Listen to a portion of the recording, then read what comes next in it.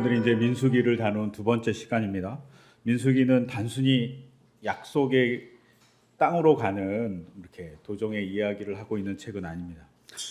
하나님의 백성이 되고자 했던 이스라엘의 영적인 이렇게 자충우돌의 사건을 이야기하고 있는 책입니다. 그리고 이 영적인 자충우돌은 그들의 갈등을 포함합니다. 말씀을 지켜야 될 것인가? 지키지 말아야 될 것인가? 그냥 편안하게 살 것인가? 아니면 말씀대로 조금 불편하게 살 것인가에 대한 이런 갈등이 있는 겁니다. 이런 갈등을 잘 보여주는 것이 또 신약시대에는 바울인 것 같아요. 그래서 오늘 본문 7장 22절에서 23절 로마서의 본문을 보면 나는 속사람으로는 하나님의 법을 즐거워하나 내 지체에 있는 다른 법이 있어서 내 마음의 법과 맞서 싸우며 라고 바울이 얘기합니다. 자기 마음이 싸움터라는 거죠. 신앙인이 된다는 건 이렇게 지난주에 얘기한 대로 갈등의 자리에 있는 겁니다. 신앙인이 된다는 건 마음이 편안하고 괜찮아. 우리가 가끔 템플스테이나 어떤 데 가갖고 막 평안함을 얻어갖고 야 좋아 이런 것이 신앙인의 모습만이 아니라는 겁니다. 그런 평안함도 신앙인의 모습이지만 신앙인이 삶으로 내려왔을 때는 갈등의 자리에 있고 그 갈등을 품고 살아가는 게 진짜 신앙인이라고 얘기하는 겁니다. 그리고 지난주에 얘기한 대로 영국의 성공회에 주교했던 라일은 그런 모습이 진짜 신앙인의 모습이라고 얘기합니다. 그러면서 지난주에 얘기했던 1장을 잠깐 다시 볼 필요가 있는데 1장 2절을 보면 이런 기록이 있습니다. 너희는 이스라엘 자손의 온 회중을 각 가문별, 각 가족별로 인구를 조사하여라 이렇게 되어 있습니다. 이 본문이 되게 특이한 본문입니다. 인구를 조사하라고 얘기합니다. 우리는 인구를 어떻게 조사하죠? 그냥 인구 센서스 하면 각각의 가정에 방문해서 몇 명 있냐고 물어보거나 어플을 보내갖고 몇 명 있는지 찍어서 하거나 이렇게 얘기하는 거잖아요. 아니면 이제 인구 센서스 하면 또 집에 이렇게 저희 집에도 붙어 있는데 센서스 한 집이라고 이렇게 표딱지 요만한 거 하나 붙여놓지 않습니까? 이런 인구 조사였을까요? 막 인구 조사를 해 각 가문으로 별러갖고 몇 명 있지? 표딱지 하나씩 다 붙여주는 겁니다. 그랬을까요?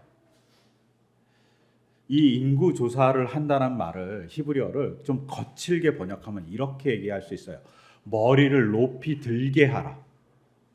머리를 높이 들게 하는 겁니다. 인구 조사하는데 고개를 숙이겠다가 한 사람씩 머리를 들게 하는 겁니다. 우리 어렸을 때 학교에서 번호 그러면 앉아서 번호하든 일어서서 번호하든 이렇게 일어서 갖고 하나 둘 셋 넷 이렇게 번호하는 걸까요?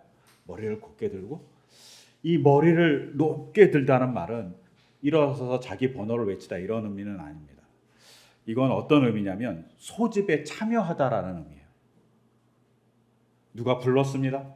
그리고 부른 것에 자기가 참여하는 겁니다. 우리가 작년에 9월쯤에 우리가 기후정의 행진이라는 걸 참여했어요. 기억나요? 기억나죠. 거리에 눕기도 했잖아요. 그래갖고 잠깐 있었잖아요. 이 행진에 참여하는 것 같은 것을 의미해요. 어떤 부름에 대해서 응답해서 참여하다라는 것을 인구조사하다라고 얘기할 수 있어요. 왜 이렇게 얘기하냐? 하나님의 부름에 참여한 사람들을 조사한다는 것이죠. 이스라엘 백성이 출애굽했어요. 그리고 시내에서 말씀을 받았습니다. 근데 그 말씀을 받은 것을 실천한 사람들을 조사하다라는 의미를 갖고 있다고 봐야 합니다. 단순히 몇 명을 세는 것이 아니라 하나님 말씀을 실천하겠습니다라고 얘기하는 고백이 담겨있는 인구조사입니다. 또한 이 인구조사는 어떤 면에서는 간증에 가까워요. 왜 간증에 가까울까요? 우리가 기억할지 모르겠지만 창세기 15장에 하나님께서 아브라함하고 처음으로 계약을 체결해요. 근데 그 계약을 체결할 때 뭐라고 얘기하냐면 너를 큰 민족을 이루게 해주겠어 라고 해주면서 공교롭게도 이렇게 얘기하십니다. 네 후손이 400년 동안 남의 나라에 가서 노예 생활을 하다가 큰 민족을 이뤄갖고 탈출하게 돼서 가나안 땅에 돌아올 거라고 얘기해 줍니다.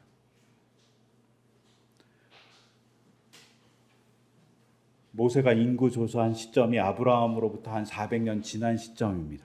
그리고 그 지난 시점에 보니 정말 큰 민족이 된 거죠.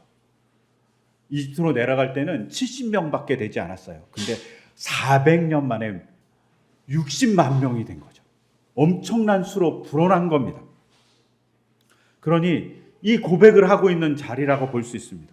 인구조사는 하나님의 은혜로 우리가 엄청나게 불어났습니다 하면서 흥분의 도가니가 되는 자리입니다.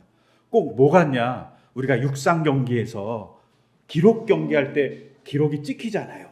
근데 그 기록을 찍히는 것을 보면서 막 흥분하듯이 인구수의 기록을 보면서 하나님이 얼마나 복을 줬는지 막 흥분하는 자리라고 볼 수 있습니다. 이걸 현대로 바꾸면 어떤 걸까요? 현대로 보면 간증 집회 같습니다. 혹은 부흥회 같습니다. 혹은 찬양 집회 같습니다. 막 하나님의 은혜를 찬양하고 하나님께서 복 주신 것을 자랑하고 간증하는 자리 같아요.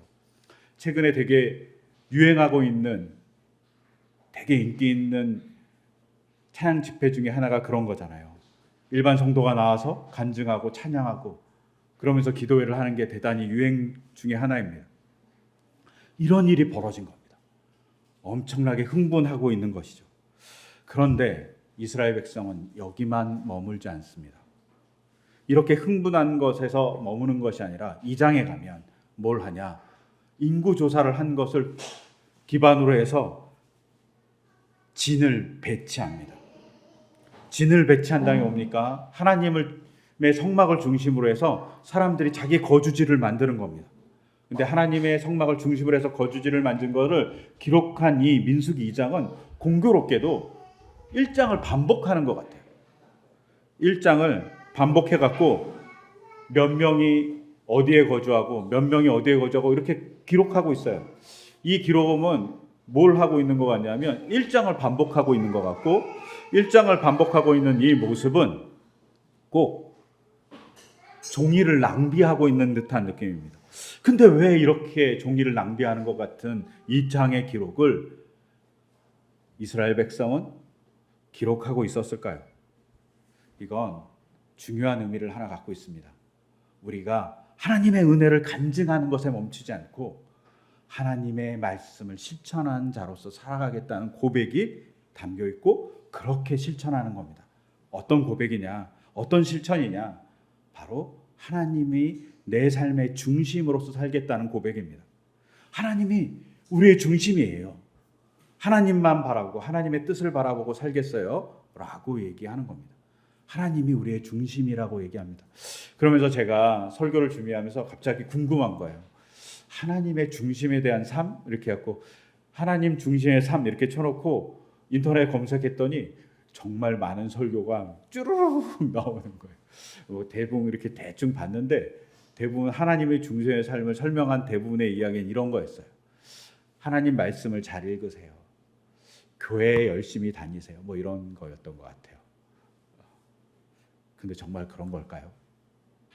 이스라엘 백성이 하나님 중심의 삶을 두고 살아가는 것이 정말 그런 얘기였을까요? 제가 지난주 얘기했던 성공의 주교인 라일이라는 사람이 쓴 거룩이라는 책을 제가 먼저 다 읽질 못했지만 쭉 읽어봤어요. 근데 그 서두에 이런 말이 있었어요. 설교자들이 들려주는 감정을 자극하고 흥분시키는 연설, 큰 소리로 부르는 노래, 열기에 찬 공간, 사람들로 꽉 찬 집회 장소, 주변을 둘러싼 사람들의 상기된 얼굴에서 받는 강렬한 종교적인 느낌들, 밤늦게까지 지속되는 모임, 공개적인 신앙 강진 등 이 모든 것이 당시에 매우 흥미롭고 좋은 것처럼 보입니다. 하지만 정작 중요한 것은 이런 것들이 정말 분명한 근거와 실체가 있어서 지속적으로 이어지는가 하는 것입니다. 라일이라는 이 성공의 주교가 뭔가를 보고 이렇게 얘기하는 겁니다. 설교사들이 막 설교를 듣고 사람들이 흥분하는 것을 보고 은혜를 받는 것을 보고 그리고 큰 소리로 노래를 부르는 걸 보고 열기에 찬 공간을 보고 또 사람들이 꽉 찬 집회 장소를 보고 그리고 주변에 둘러있는 사람들이 얼굴이 벌개지면서 종교적인 영광을 받아갖고 약간은 여기는 세미 종교라고 얘기했어요. 세미 릴리더스라고 그랬는데 약간 탈원 상태 같은 느낌 뭐 이런 걸 것 같아요. 이런 흥분의 도가니에 찬 이 모습이 정말 계속 이어질 것인가? 라고 얘기했습니다. 이 얘기를 몇 년도에 했을까요?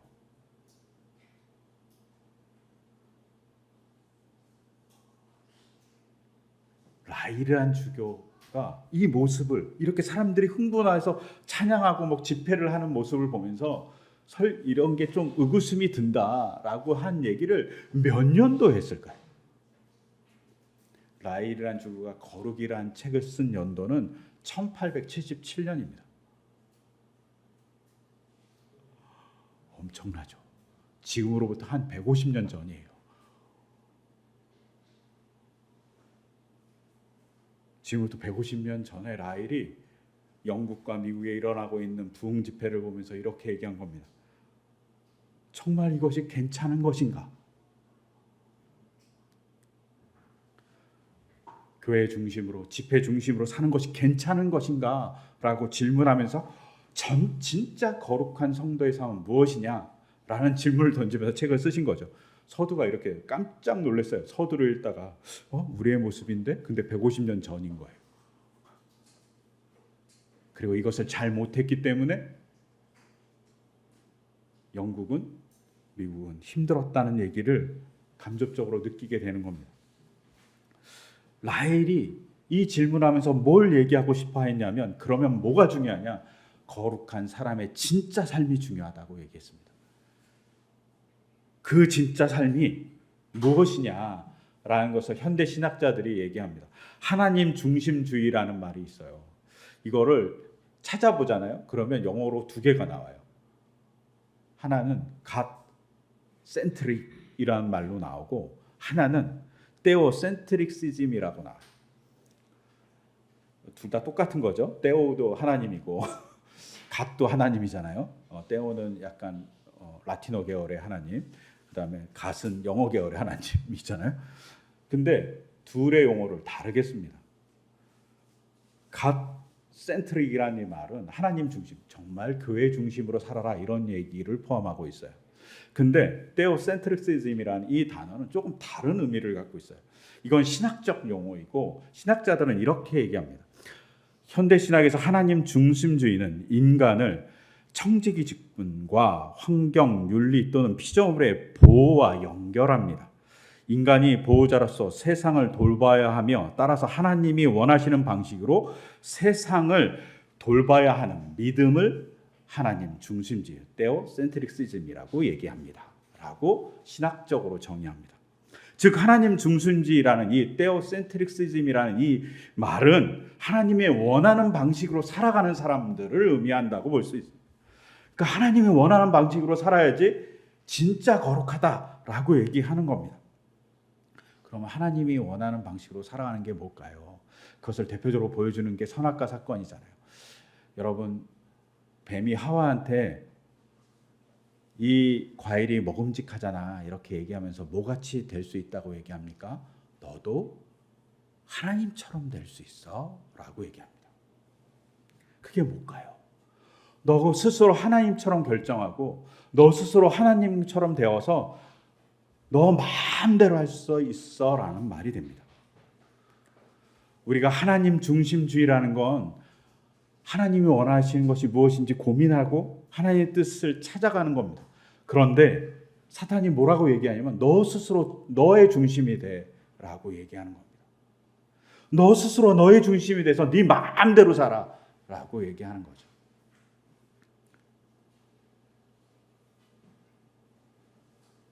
하나님 중심은 하나님의 뜻이 무엇인지 곰곰이 생각하는 삶을 의미합니다.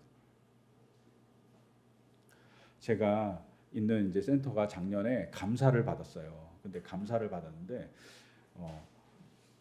감사는 안 하고 감사 오신 그 감사하시는 그 주 공무원하고 저랑 얘기를 한참 했어요. 그러더니 한참 하다가 뭐라고 얘기하시냐면 모든 기관이 천동설을 주장한다고. 순간 무슨 말씀이신지 이렇게 했어요. 모든 기관이 천동설을 주장, 무슨 학교는 자기 중심으로 모든 행정이 돌아가야 된다고 생각하고, 센터는 센터 중심으로 모두 돌아가야 된다고 생각하고, 교육청은 교육청 중심으로 모두 돌아가야 된다고 생각하고, 교사는 교사 마음대로 돌아가야 된다고 생각한다는 거예요. 모든 사람이 다 자기 천동설을 주장한다는 거예요. 자기 중심으로 다 돌아야 돼요. 즉 자기가 우주의 중심이라고 생각한다는 거예요. 그러면 안 된다고. 서로 이렇게 대화하면서 잘 가면 좋겠다라고 하면서 이제 저한테 이렇게, 그분은 학교 교장이셨거든요. 그러니까 교장의 입장에서 저한테 얘기해 주시는 거예요. 근데 그렇게 서로 자기의 천동설을 내려놓고 중심을 잘 잡자 이렇게 얘기해 주시는 거였습니다. 여러분, 신앙도 마찬가지입니다. 내가 중심이 되면 문제가 발생합니다. 내가 중심에 대한 문제가 발생하는 거 우리가 어디서 많이 보는지 아십니까? 바로 아이들입니다. 아이들은 세상의 중심입니다. 그러니까 떼를 쓰는 거죠. 그러니까 화를 내는 거죠. 자기 마음대로 되는데 안 되니까 화내는 거예요. 자기가 배고파, 밥을 안 줘. 그러니까 우는 거잖아요. 자기 마음대로 안 되니까 성질을 내죠. 근데 어른이 된다는 건 뭡니까? 이해를 하고 대처를 할 수 있다는 겁니다. 자기 중심에서 조금 벗어나는 거죠. 그게 어른이 되는 겁니다. 근데 아이가 어른이 되지 않잖아요. 자기 중심에서 벗어나잖아요. 그럼 문제가 하나 발생합니다. 여러 문제가 있겠지만 심각한 문제가 발생해요. 어떤 문제가 발생하냐면 이런 문제가 발생해요. 아이가 부부 사이가 나빠요. 엄마 아빠가 사이가 나빠요. 그럼 아이는 뭐라고 생각할까요? 자기 중심이 강한 아이는 이렇게 생각합니다. 엄마 아빠가 나 때문에 싸우네. 엄마 아빠가 사이가 좋지 않잖아요. 그러면 내가 없어지면 되겠네. 이렇게 생각합니다. 전혀 그렇지 않은데. 자기 중심의 나쁜 모습이에요, 아이들. 왜냐? 아이가 모든 세계의 중심이기 때문에 자기 책임이라고 생각하는 거죠. 나쁘게 바뀌면 이렇게 바뀝니다. 여러분, 다 나에게 쏠립니다. 그러니 나에게 쏠리는 그 자기 중심이 되면 두 가지가 나빠져요. 하나는 모든 것을 자기 마음대로 하고 싶어 하죠. 또 하나는 모든 것이 자기 책임이라고 생각해서 자기를 파괴해버리고 무기력해집니다. 이 두 개가 같이 일어날 수 있다는 것이죠. 근데 이걸 하지 말라고. 신앙인은 뭘 해야 된다고? 하나님 중심으로 생각해야 된다고 얘기합니다. 하나님 중심으로 생각하니 하나님이 어떻게 합니까? 인간의 죄를 자기가 짊어지고 자기가 십자가를 지시죠. 하나님이 중심이 됐기 때문에 인간이 버린 죄를 자기가 짊어지신 겁니다. 그렇다고 해서 우리는 괜찮아 이런 건 아니고 하나님의 그 사랑을 생각하는 것이 바로 하나님 중심주의라고 얘기할 수 있습니다. 여러분, 중심을 잃으면 쓰러집니다. 그러니 우리가 하나님의 마음이 어떤지, 하나님의 뜻이 어떤지 잘 알아야죠. 그것을 하기 위해서 우리가 모이는 거고, 그것을 하기 위해서 공부하는 거고, 그것을 하기 위해서 고민하는 겁니다. 그것이 하나님 중심에 우리의 삶을 두는 겁니다. 더불어 하나님 중심에 또 우리가 우리의 삶을 두는 건 우리의 욕심과 권리를 내려놓는 겁니다. 아이들은 욕심이 많잖아요. 자기가 갖고 싶은 거 다 갖고 싶잖아요. 근데 어른이 되면 그것을 정리해 갑니다. 자기 욕심을 내려놓는 거예요. 신앙의 어른이 된다는 건 내 욕심을 내려놓고 하나님이 원하시는 것이 무엇인지 바라보는 겁니다. 제가 정말 부끄럽게 잘못한 일이 몇 가지 있습니다. 그 중에 하나가 제가 이제 나온 학교가 장로의 신학대학인데 거기서 목사가 되기 위해서 공부했어요. 근데 장로의 신학대학에서 어느 날 제가 신대원을 다녔나 대학원을 다녔나 그쯤에 무슨 일이 벌어졌냐면 모든 장로의 신학, 호남에도 있고 대구에도 있고 부산에도 있고 전주에도 있고 대전에도 있고 막 여러 군데 있거든요. 근데 그 모든 대학을 통폐합하자는 얘기가 나왔습니다. 누가 반대했을까요? 반대한 유일한 학생들이 있습니다. 서울에 있는 장신대 학생들이었습니다. 우리 도저히 그건 못 받아들이겠다. 왜? 우리는 열심히 공부해서 조금 커트라인이 높은 학교였거든요. 커트라인이 높은 학교에 왔으니까 우리는 도저히 그걸 못하겠다고 얘기해요. 거기에 저도 찬성했던 것 같아요. 우리는 그런 거 할 수 없어. 뭐 이렇게 얘기했던 것 같아요. 근데 지금 생각해 보면 정말 부끄러운 거죠. 공부가 뭐 대수라고. 모든 장신대가 살아남는 방법에 대한 얘기를 했는데 그거를 반대한 거죠. 왜? 제 욕심이 있었으니까. 그냥 공부를 좀 하는 애들끼리 모여서 공부를 잘했으면 좋겠다라는 쓸데없는 욕심이 있었던 거죠. 그걸 내려놓고 하나님이 원하시는 정말 학교가 뭔지 생각하지 않았던 겁니다. 욕심이 가끔은 우리를 이렇게 망칩니다. 성경에서도 다윗이라는 사람이 욕심이 있었습니다. 그래서 욕심이 있어서 뭘 하죠? 인구 조사를 합니다. 왜? 자기의 군사력을 강력하게 만들기 위해서. 그래서 하나님께 대단히 혼납니다. 베드로는 합니까? 자기의 욕심이 있으니까 예수님이 십자가를 지겠다고 얘기하니까 안 된다고 하면서 예수님을 가르치죠. 그때 가르친다는 말로 얘기할 수 있어요. 자기 욕심이, 자기의 생각이 하나님의 생각을 막을 때가 있습니다. 여러분, 그러지 말라고 얘기하는 겁니다. 내 욕심, 내 생각을 내려놓는 것이 하나님 중심의 생각입니다. 하나님이 뭘 원하시는지 곰곰이 생각해야 됩니다. 가끔 교회 안에서, 가끔 신앙 안에서 우리가 이렇게 얘기합니다. 하나님이 이렇게 얘기하셨어요. 근데 자기 마음대로 해석해서 얘기하시는 분들이 존재합니다. 이거 하지 말라는 겁니다. 그래서 하나님이 어떻게 하라고 얘기하는지에 대한 실천 방향에서 오늘 2절이 중요합니다. 민수기 2장 2절에 보면 이렇게 되어 있어요. 이스라엘 자손이 진을 칠 때에 해막을 중심으로 하여 그 둘레에 진을 치되 각자 자기가 속한 부대 기가 있는 곳에다가 자기 가문의 깃발을 함께 세우고 진을 쳐야 한다. 뭘 해라고요? 부대 기, 자기 기를 세우라고 얘기합니다. 이 부대기가 깃발이 아니에요. 깃발이 아니라 지금으로 얘기하면 강고판 같은 거예요. 이렇게 큰 현판 같은 거죠. 현판을 들고 있는 거예요. 유다, 이사갈 이렇게 딱 그걸 들고 있는 거예요.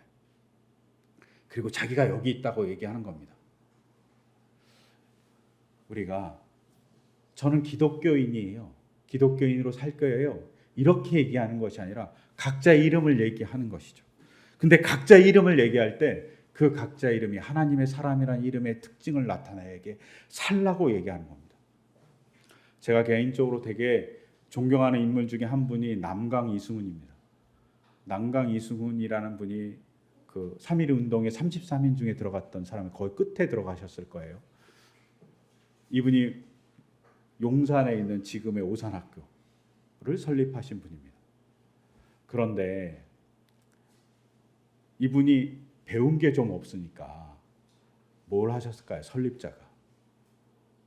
겨울이 되면 아이들이 화장실에 가서 이렇게 변을 보시잖아요. 그러면 옛날 화장실은 이렇게 변이 얼어버리는 거예요. 얼으면 막 이렇게 쌓여가요. 그러면 푸세식이니까 막 쌓여가면 이거를 깨야 되잖아요. 깨야 되거든요. 근데 설립자가 자기가 직접 가서 그걸 깨는 겁니다. 왜? 학생이 할 일은 그 똥이 굳어갖고 산 그걸 깨는 게 아니라 공부하는 거라고. 설립자가 여름에도 자기가 똥통을 들고 가서 직접 퍼날랐다는 얘기가 있습니다. 이분이 기독교인입니다. 이분이 처음부터 기독교인은 아니었지만 하나님의 말씀을 듣고 변한 사람이에요. 이렇게 삶이 변한 모습을 보여주는 거죠. 나는 기독교인이야 이런 얘기를 한 것이 아니라 나는 남강 이승훈인데 내 이름을 걸고 나는 기독교인으로 산다고 얘기한 겁니다. 내 이름 안에 기독교의 모습이 있다고 얘기해 주는 거죠. 보여주는 겁니다. 자기 이름을. 근데 자기 이름을 보여줄 때 나는 기독교인이라는 의미를 드러내는 것이 오늘 본문 각 가문에 깃발을 든다는 의미입니다. 내가 하나님의 백성입니다. 근데 내 이름 속에 있는 거죠. 그 이름을 들으면 저 사람이 기독교인이라는 느낌을 주게 만들어주라는 얘기입니다. 그것을 잘 수행하는 것, 그것이 저는 하나님 중심의 사고 같습니다. 본질을 잘 보는 거죠. 하나님이 원하시는 것이 무엇인지 잘 보는 겁니다. 지난 주간, 지지주간 가장 시끄러웠던 사건이 아마 잼버리 같아요. 근데 잼버리가 되게 궁금했어요. 근데 생각해 보니 어린 시절에 제가 되게 부러워했던 친구들 중에 하나가 스카우트 복장을 입고 있는 아이들이었어요. 가끔 CA 시간인가요? 그러면 스카우트 복장을 입고 학교에 나타나고 걔네들끼리 모여서 뭔가 하고 어느 날은 여행도 가. 너무 부럽잖아요. 근데 제가 어렸을 때는 가난해서 그런 걸 할 수가 없었어요. 근데 갑자기 궁금한 거예요. 잼버리를 보다가 스카우트는 뭐 하는 곳이지? 이런 갑자기 부러워만 했지 뭐 하는 곳인지 몰랐던 거예요. 한 번도 가서 배워본 적이 없으니까. 그래갖고 우리나라 스카우트 연맹에 들어갔더니 뭐 하는 곳인지 잘 모르겠더라고요. 그래갖고 이거 되게 이상하네. 그래갖고 영문으로 스카우트하고 다치고 ORG 쳐서 들어갔더니 자세한 설명이 있었어요. 우리나라 스카우트가 왜 못하는지 알 것 같더라고. 스카우트에 대한 설명이 없어요. ORG 쳐야지 설명이 잘 나와. 영국에서 만든 거더라고요. 그리고 스카우트의 내용을 쭉 읽어봤는데 거기에 이 운동의 목적을 이렇게 표현했습니다. 스카우트의 운동의 목적은 개인으로서 책임 있는 시민으로서 그리고 지역, 국가 및 국제사회의 구성원으로서 신체적, 지적, 정서적, 사회적 및 영적 잠재력을 충분히 달성할 수 있도록 젊은이들의 발전에 기여하는 것이다. 젊은이들을 발전시키는 겁니다. 근데 어떤 사람을 만드냐? 책임 있는 시민을 만든다는 겁니다. 이게 목적이에요. 그리고 그것을 하기 위해서 아이들이 약간은 군사훈련 비슷한 걸 받는다라고 썼습니다. 이걸 창시한 로버트 베이튼 포웰이라는 사람이 약간 군인 출신이었기 때문입니다. 멋진 목표를 갖고 있어요. 책임감 있는 시민. 그걸 위해서 훈련한다는 거예요. 그걸 위해서 대자연과 호흡하고 대자연 속에서 어떻게 살아야 되는지, 책임감을 어떻게 가져야 되는지, 어떻게 사람들과 연대해야 되는지를 배우는 게 스카우트의 목적이라고 얘기하는 거죠. 그리고 포엘이 마지막 유언을 이렇게 남깁니다. 이 세상을 당신이 발견한 것보다 조금 더 나은 상태로 남겨두려고 노력하세요. 다시 읽어드리면 이 세상을 당신이 발견한 것보다 조금 더 나은 상태로 남겨두려고 노력하세요. 말도 안 되죠. 당신이 발견한 것보다 좀 더 나은 상태로 두려고 노력하라고. 약간 모순되는 말인데 이 말을 남겼습니다. 조금 더 좋은 세상을 만들기 위해서, 살아가는 사람을 만들기 위해서 포엘이라는 사람이 스카우트를 만든 거예요. 그리고 한 100년 넘게 지속됐습니다. 좀 더 나은 세상을 꿈꾸는 거죠. 우리가 하나님의 나라를 바라요. 하나님 나라가 좀 더 나은 세상이잖아요. 하나님이 원하시는 좀 더 나은 세상을 위해서 살아가는 사람들의 실천을 담고 있는 게 민수기고, 그 민수기에서 첫 번째 진을 짠 것은 자기의 욕심을 내려놓고 하나님에게 귀를 기울이는 것을 하라는 내용입니다. 여러분, 자기의 욕심을 이스라엘 사람들이 내려놓습니다. 장자가 르우벤이 내가 제일 먼저 갈 거야 라고 제일 먼저 갈 수 있었습니다. 그런데 그러지 않습니다. 자기의 장자권을 내려놓고 그냥 서로 공평하게 진을 분배합니다. 막내가 나는 가장 귀여운 대상이니까, 가장 약한 대상이니까 우리 집안은 배려받아야 돼, 이렇게 얘기하지 않습니다. 공평하게 서로를 배려하고 서로를 존중해 줍니다. 자기 욕심을 내려놓은 진을 구성한 거죠. 그래서 하나님의 백성으로 출발합니다. 그리고 하나님만 바라보고 있는 것이죠. 그것을 하라고, 그것을 실천하라고 하나님이 부르시는 것에 동의한 것이 인구조사입니다. 여러분, 우리가 그런 삶을 살아가기 원해요. 하나님 중심.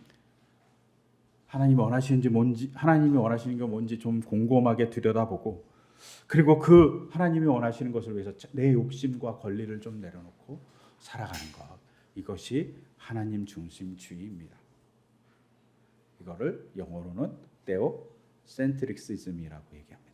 그런 우리의 삶이 되기를 소망합니다. 그런 삶으로 갔을 때 우리의 이름이 간판이 됩니다. 누구의 간판? 하나님의 간판이 됩니다. 우리의 이름이 하나님의 간판이 되기를 소망해요.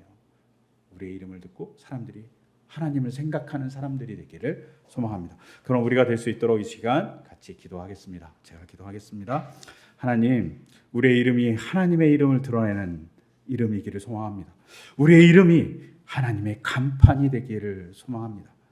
하나님의 간고판이 되어서 하나님의 역사를 증거하기 위해서 하나님 중심적인 삶을 살기를 소망합니다. 하나님의 뜻이 무엇인지 물어보고 내 욕심을 내려놓고 내 권리를 내려놓고 하나님의 뜻을 따라 살아가기 위해서 도전하는 우리의 삶, 우리의 교회가 되기를 간절히 소망합니다. 그런 교회가 될 수 있도록, 그런 우리의 삶이 될 수 있도록 주님, 우리 안에 내주하여 주시옵소서. 이 모든 것 주 예수 그리스도의 이름으로 기도드립니다. 아멘.